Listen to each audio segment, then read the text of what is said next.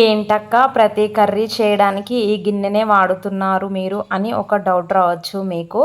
అంటే మేము పొలంలో ఉంటాం కాబట్టి మేము ఇంట్లో నుంచి ఎక్కువ సామాను తెచ్చుకోలేదు. అంటే ఇంట్లో ఉన్నవి గిన్నెలు, పొలంలో ఉంటున్నాం కాబట్టి ఎక్కువ ఎందుకు సామాను అని మేము కొన్నే తెచ్చుకున్నాము.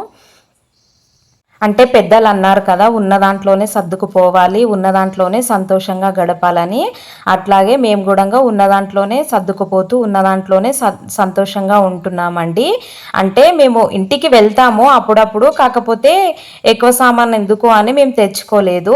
అంటే ఇల్లు అప్పుడప్పుడు వెళ్ళి ఇల్లు ఊడ్చి ఇల్లు చూడడానికి వెళ్తాము. ఇంకా పొలంలో ఎట్లా ఉంటుందో మీకు తెలుసు కదా అండి, అందుకనే మేము కొన్నే సామాన్ తెచ్చాను. అందుకనే ప్రతి కర్రీ ఇందులోనే వండాల్సి వస్తుంది.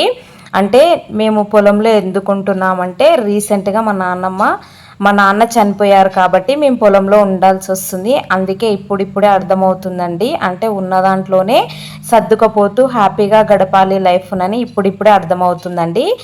నేను ఈరోజు చికెన్ గ్రేవీ కర్రీ చేశాను. అంటే సింపుల్గా కొత్తగా ట్రై చేశానండి. అంటే వెల్లిపాయ ముక్కలు చిన్న చిన్నగా కట్ చేసుకొని కొంచెం అల్లం వెల్లుల్లి పేస్ట్ రెండు కలిపి కొత్తగా ట్రై చేశానండి చికెన్ గ్రేవీ కర్రీ. టేస్ట్ మాత్రం సూపర్గా వచ్చిందండి, చాలా బాగా వచ్చింది.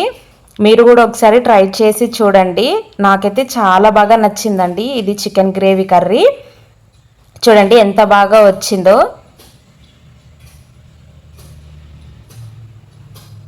నేను ఇలా కొత్తగా ట్రై చేశాను.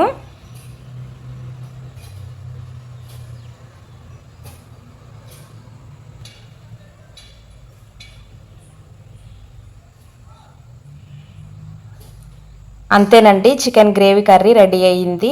ఈ వీడియో గనక నచ్చినట్లయితే ఒక లైక్ ఇచ్చేయండి. ఈ రెసిపీ గనక నచ్చినట్లయితే సబ్స్క్రైబ్ చేసుకోండి మా ఛానల్ని, మర్చిపోకండి.